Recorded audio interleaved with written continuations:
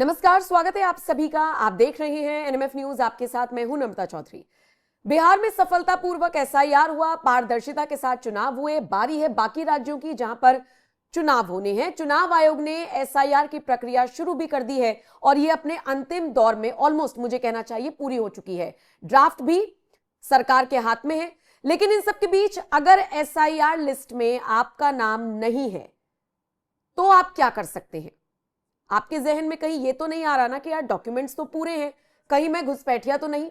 मजाक से इतर आप क्या कर सकते हैं, आज इसी को समझने की कोशिश करेंगे। मेरे साथ एडवोकेट योगेश अग्रवाल जी मौजूद हैं। योगेश जी, आपका स्वागत है। मुझे जरा समझाइए और मेरे दर्शकों को भी आसान शब्दों में कि अगर एसआईआर में नाम नहीं है या किसी को फॉर्म भरने में दिक्कत आई है, वो क्या कर सकता है? देखिए, जैसे कि अभी दूसरे चरण में अब 31 दिसंबर को सारी इन्होंने एक ड्राफ्ट लिस्ट तैयार कर दी है। और ये जितने भी 2 करोड़ के करीब जो ऐसे मतदाता हैं जिनका नाम काटा गया है, उसके बहुत सारे कारण रहे हैं। कुछ लोग जो मर गए हैं, कुछ लोगों का नाम जो है ये पाया जा रहा है कि वो कहीं और शिफ्ट हो गए हैं, परमानेंट शिफ्ट हो गए हैं। और कुछ लोगों का तो ये पाया गया है इसके अंदर जो वोटर हैं वो जाली वोटर थे।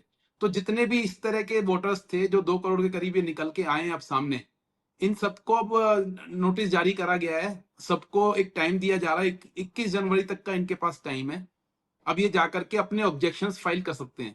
ये बता सकते हैं कि जो इनका नाम कटा है वो गलत कारणों से कटा है। अब यहाँ पर नम्रता जी, खास करके बात यह है, यहाँ पर सरकार ने 12-13 डॉक्यूमेंट बताए हैं जो इनको जमा कराने होंगे। लेकिन जी। मोस्टली लोग जो है आधार कार्ड को लेकर के वहां पहुंच रहे हैं और ये बोलते हैं आधार कार्ड है हमारा, देखो आधार कार्ड के बेस पे आप हमारे को वोट डालने का राइट दीजिए। और सरकार ने ये बिल्कुल क्लियर कर दिया है कि आपको आधार कार्ड के साथ एक डॉक्यूमेंट और चाहिए। वो डॉक्यूमेंट क्या हो सकता है? वो डॉक्यूमेंट कुछ भी हो सकता है। आपका डेट ऑफ बर्थ सर्टिफिकेट हो सकता है, वो आपकी एजुकेशन क्वालिफिकेशन का कोई सर्टिफिकेट हो सकता है, वो आपका कोई अगर पासपोर्ट बनाया गया तो पासपोर्ट को भी मान्य करेंगे इसके अंदर। तो इस तरह के जितने भी सरकारी डॉक्यूमेंट हैं वो आप अपने आधार कार्ड के साथ वो डॉक्यूमेंट लेके जाइए। और वहां पर बीएलओ ऑफिस में जब आप जाएंगे तो वहां पर ऑब्जेक्शन फाइल करेंगे, देखिए मेरा नाम जो है गलत तरीके से वोटर लिस्ट में से काटा गया है।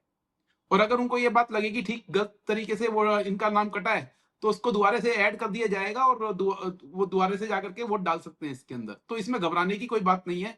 अगर कोई भी ऐसा वोटर है वो ये सोच रहे हैं कि मेरा नाम कट गया तो मेरे को वो देश से बाहर निकाल देंगे, या ऐसा उसको लग रहा है कि मेरे को इन्होंने ये घोषित कर दिया है कि अब तो हम घुसपैठी हैं।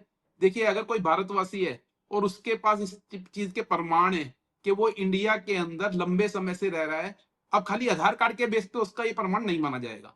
ये बात बिल्कुल क्लियर कर दी है सरकार ने कि खाली आधार कार्ड के बेस पे अगर कोई कहता है कि क्योंकि आधार कार्ड बनाना बड़ा ही आसान है हमारे देश में, और आपको पता है कि एक एमएलए की रिकमेंडेशन पे जाकर के आधार कार्ड बन जाते हैं। तो जो लोकल नेता होते हैं वो बहुत सारे ऐसे घुसपैठियों को भी, मुझे लगता है कि ऐसे घुसपैठियों के भी आधार कार्ड हमारे देश में बन चुके हैं जो हमारे देश से बिलोंग ही नहीं करते। अभी एक न्यूज चल रही है बांग्लादेशियों को लेकर के। अभी रिसेंट में एक न्यूज चल रही है, जो कुछ परिवार मिला है जो बांग्लादेश से बिलोंग करता है और इंडिया के अंदर रह रहा है, उनके पास आधार कार्ड अवेलेबल है। तो क्या ऐसे लोगों को वोट डालने का अधिकार मिलना चाहिए? बिल्कुल नहीं मिलना चाहिए। तो इसीलिए ये एसआईआर की प्रक्रिया करी गई है। और अगर कोई हमारे देश का वासी है, क्योंकि अब नया साल शुरू हो गया है, तो नए साल पे मैं सबको यही बोलना चाहूंगा, अब अगर किसी का नाम गलत तरीके से कट गया है तो वो जाकर के अपने जो प्रमाण हैं, जो इंडिया में रहने के पुराने टाइम के जो प्रमाण हैं, आधार कार्ड के अलावा एक डॉक्यूमेंट और लेके जाए और अपना नाम दोबारा से ऐड करा ले इसके अंदर, लिस्ट के नहीं, अंदर। लेकिन योगेश जी, इनफ समय अभी इसके अंदर। कई सारे जी। लोग ऐसी प्रॉब्लम्स बता रहे हैं कि जैसे 2003 की लिस्ट से नाम मैच हो रहा है। वो कह रहे हैं कि हमने तो 2003 में वोट नहीं डाला, हमने तो 2007 में डाला। अब वो कह रहे हैं कि कोई तो डॉक्यूमेंट लाओ, लेकिन कोई तो डॉक्यूमेंट में बता नहीं रहे हैं कि क्या लाएं। तो कई लोगों का नाम ऐसे भी कट रहा है, वो क्या करें? देखिए, मैं दोबारा से रिपीट कर रहा हूँ, एसआईआर की प्रक्रिया इस साल जो शुरू करी गई है, ये सरकार की एक बहुत अच्छी इनिशिएटिव है। क्योंकि जाली वोटर्स हमारे देश के अंदर बहुत सारे बन चुके हैं और इसका इफेक्ट कहीं ना कहीं चुनावों पे होता है। अब जो ये दो यूपी के अंदर ऐसा ये प्रक्रिया है जो जिसके अंदर लगभग लगभग जो पहले की वोटर्स की लिस्ट बताई जा रही थी वो 15 करोड़ के आसपास थी, जिसमें से लगभग ये 2 करोड़ के आसपास जो सेकंड लिस्ट अब जारी हुई है 31 दिसंबर को, इसके अंदर ये वोटर्स जो आ रहे हैं 2 करोड़ के आसपास हैं। अब इन्हीं के ऊपर ऑब्जेक्शंस हैं, बाकी 13 करोड़ तो क्लियर है। अब इन 2 करोड़ लोगों को बार-बार ये बोल रहे हैं कि अगर पिछले इलेक्शन में भी इन्होंने वोट डाला है, अब पिछले इलेक्शन में अगर ये वोट डाल के आए हैं तो इसका मतलब है ये हमारे देश के अंदर पिछले 20 सालों से यहाँ रह रहे हैं। तो अगर कोई पर्सन 20 साल से हमारे देश में रह रहा है तो ऐसा पॉसिबल नहीं है कि उसके पास एक आधार कार्ड के अलावा कोई उस दूसरा प्रूफ नहीं हो। तो आपको करना क्या है, जो 12-13 डॉक्यूमेंट बताए गए हैं इसके अंदर गवर्नमेंट की तरफ से, उनमें से आधार कार्ड के साथ एक डॉक्यूमेंट लेकर के जाना है और अपना नाम ऐड करा लेना है। आप बता सकते हैं तो 12 सिंपल, डॉक्यूमेंट्स कौन कौन से हैं? और पिछले चुनाव का आप बहुत जिक्र सारे कर रहे हैं, इसके, कौन से चुनाव का, 2022 या वो पहले वाला चुनाव? मैं पिछले चुनाव की बात कर रहा हूँ इसके अंदर। अच्छा। आपने अभी जो बोला कि पिछले चुनाव के अंदर कुछ लोगों ने वोट डाला है, अगर कोई हम्म। पिछले चुनाव में वोट डाल के आया है तो वो इंडिया का नागरिक है। अगर इंडिया का बिल्कुल नागरिक है तो बिल्कुल। ऐसा पॉसिबल नहीं है कि उसके ठीक पास कोई और प्रूफ ना हो। तो जो ठीक 12 डॉक्यूमेंट बताए गए हैं उसमें बहुत सारे डॉक्यूमेंट गवर्नमेंट ने बताए हैं। जैसे कि मैंने अभी बताया था आपको, राशन कार्ड हो सकता है उसका, ठीक उसका है। पासपोर्ट हो सकता है, ठीक उसका ठीक कोई ठीक। एजुकेशन क्वालिफिकेशन का कार्ड हो सकता है, उसका पैन कार्ड हो सकता है। बहुत सारे ऐसे डॉक्यूमेंट हैं जो 12 बेसिक डॉक्यूमेंट होते हैं जो लोगों के। अब लोगों के पास खाली आधार कार्ड है, वो आधार कार्ड के बेस पे बोल रहे हैं हमारे को इसके अंदर डालने दीजिए वोट। उनको नहीं मिलेगा अधिकार, खाली आधार कार्ड के बेस पे गवर्नमेंट ने बिल्कुल क्लियर कर दिया है, उनको वोटर लिस्ट में नाम नहीं चढ़ेगा। अगर आधार कार्ड के साथ जो अदर डॉक्यूमेंट्स हैं उनको वो दिखाने होंगे।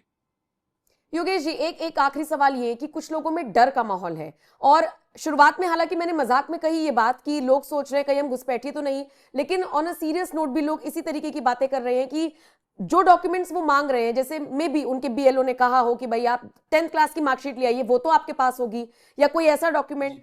जिसका अपने घर से कोई संबंध नहीं है, कोई संपर्क नहीं है, जिसकी शादी 40-50 साल पहले हुई है, अगर उनके पास कोई डॉक्यूमेंट नहीं है, वो कैसे वोट डालेंगे? मतलब वो इस देश के नागरिक भी हैं, मतदाता भी हैं, लेकिन प्रॉपर डॉक्यूमेंट नहीं दिखा पा रहे, तो मतलब उनका वोट कट गया?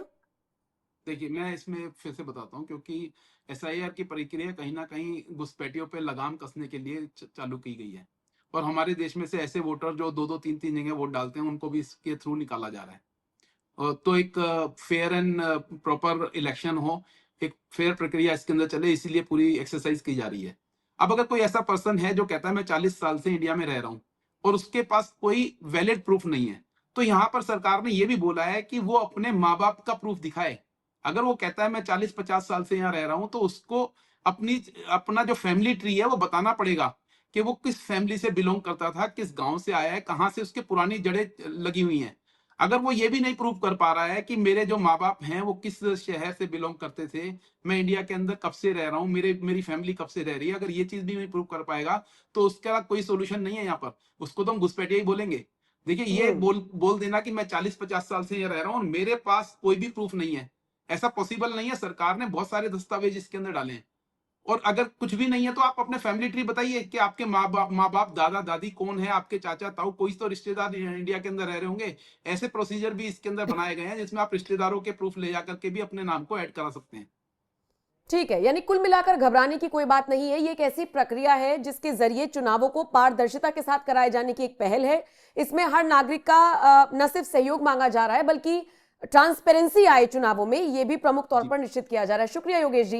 ये जानकारी ऐसी है जो दर्शकों तक पहुंचनी चाहिए, क्योंकि कुछ लोग डर रहे हैं, कुछ लोग पैनिक हो रहे हैं, कुछ लोग मजे में अपने फॉर्म भर रहे हैं जिनको कोई दिक्कत नहीं है। तो कुल मिलाकर जो लोग डर रहे हैं उनको भी डरने की जरूरत नहीं है। बहुत बहुत शुक्रिया जानकारी दर्शकों तक पहुंचाने के लिए। आपके हवाले ये चर्चा, ये डिस्कशन, अगर आपको अभी भी कोई कंफ्यूजन है तो आप कमेंट सेक्शन में अपना सवाल छोड़ सकते हैं। अगले वीडियो में फिर आपको उस सवाल का जवाब देने की कोशिश करेंगे। बहुत बहुत शुक्रिया इस वीडियो को देखने के लिए। नमस्कार।